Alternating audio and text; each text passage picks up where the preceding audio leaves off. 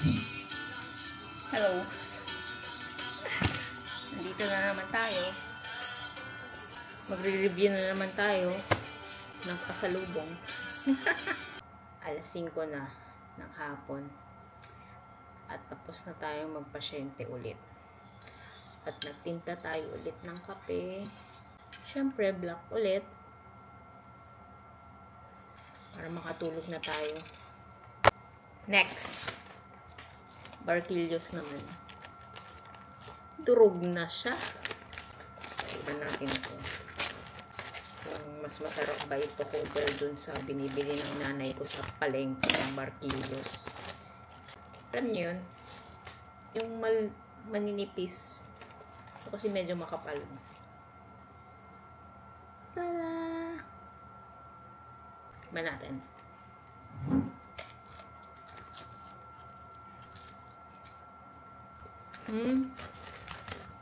Okay lang, okay lang.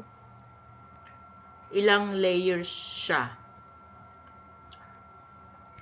So, may ilang layers siya. Hindi katulad ng mga binibili sa palengke na isang layer lang. Ganon. Lasa.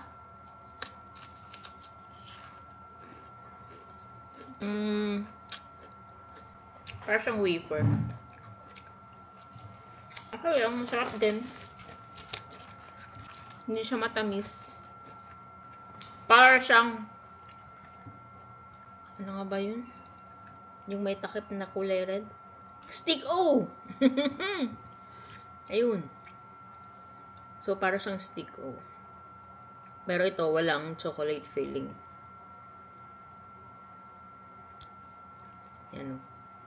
Ganun. Ganun ang lasa niya. Ganun ang feel sa bunganga.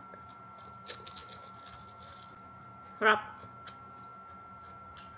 At bagay siya sa kape.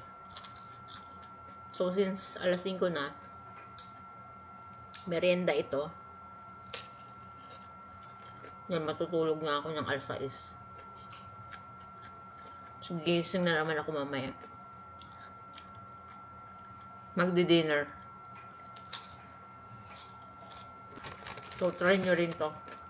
Barquillos ng Bizcocho House. Masarap. Okay. So, yeah. Bye. Susunod ulit. Magre-review tayo ng iba pang products ng Bizcocho. Charis! Okay. See you. Bye-bye.